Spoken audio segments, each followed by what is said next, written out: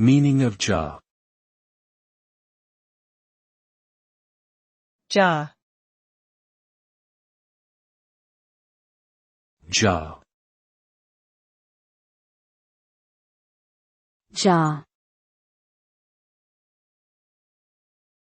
Ja.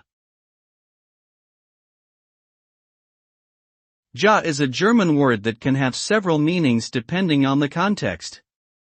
It can be used as an affirmation or agreement similar to yes in English, for example, ja, ich verstehe, yes, I understand.